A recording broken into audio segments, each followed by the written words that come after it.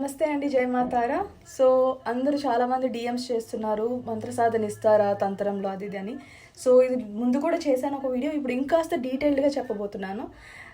నేను ఎందుకు వద్దంటాను అంటే, మరి మీరు చేస్తున్నారు కదంటే, నేను వెతుక్కున్న గురువుని, నేను నా పనులన్నీ మానుకొని కొన్ని ఇయర్స్ నేను ఈ సాధనల మీద పడ్డాను. ఇప్పుడు మీరు అలా చేయడానికి రెడీగా ఉన్నారా? అట్లా కాదు కదా. దేనికైనా ఒక టైం ఉంటుంది.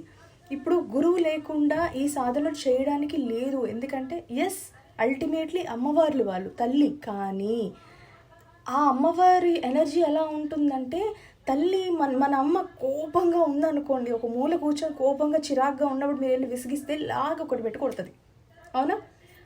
కాన్స్టాంట్గా అదే ఎనర్జీతో ఉంటారు వీళ్ళు. సో ఎప్పుడైతే ఈ దేవతల్ని చాలా అంటే మీరు ఏమాత్రం చిన్న తప్పు చేసినా లైఫ్ మీద చాలా ఇంపాక్ట్ పడిపోతుంది. సో అందుకే చాలా జాగ్రత్తగా హ్యాండిల్ చేయాలి ఎనర్జీస్ని అనేది. Especially when it comes to అంటే దశమహావిధి దేవతలు అందరూ అంతే, బట్ ఎస్పెషల్లీ తార, చిన్నమస్త, ధూమావతి, కాళీ అమ్మవారు కూడా ఫర్ సమ్ కేసెస్ ఓకే అమ్మవారు కూడా. బట్ తారా షీఈస్ కంప్లీట్లీ తాంత్రిక పద్ధతిలోనే ఆవిడికి చెయ్యాలి, లేకపోతే సిద్ధించదు. అంటే తారా అమ్మవారికి ఒక స్టేజ్ తర్వాత శవసాధన చెయ్యాలి, అలా అయితేనే మంత్రం సిద్ధిస్తుంది.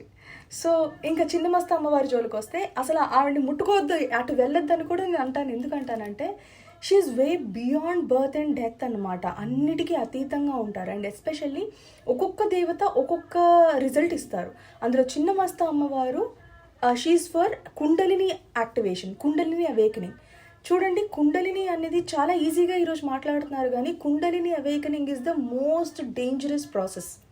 సో ఆల్రెడీ మనం ఉన్న లైఫ్ స్టైల్కి 7 చక్రాస్ అన్ని బ్లాక్ అయిపోయి ఉంటాయి. సో ఒక్కొక్క చక్రాన్ని చాలా జాగ్రత్తగా యాక్టివేట్ చేస్తూ రావాలి. ఇప్పుడు మీరు చాలామందికి హెవీ యాక్సిడెంట్ అయినప్పుడు కుండలిని అవేకనింగ్ అయిపోతుంది by chance and by mistake. So అలాంటి వాళ్ళు మోస్ట్ ఆఫ్ ద కేసెస్ కోమాకి వెళ్ళిపోతారు, లేదంటే చాలా డిఫరెంట్గా బిహేవ్ చేస్తారు, ఏం మాట్లాడకుండా సైలెంట్గా కొన్ని ఇయర్స్ వరకు అట్లా ఉండిపోతారు. ఎందుకంటే మీకు కరెక్ట్గా కుండలిని అవేకనింగ్ హ్యాండిల్ చేయలేకపోతే అలాంటి పరిణామాలు ఎదుర్కోవాల్సి ఉంటుంది.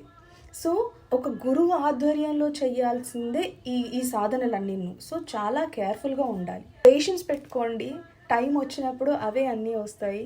సో సిన్సియర్గా ట్రై చేయండి గురువు కోసం. అసలు ఇవి ఏంటి అనేవి తెలుసుకోవడానికి ట్రై చేయండి, అప్పుడు స్లోగా మీరు స్టార్ట్ చేయొచ్చు. జై మాతా.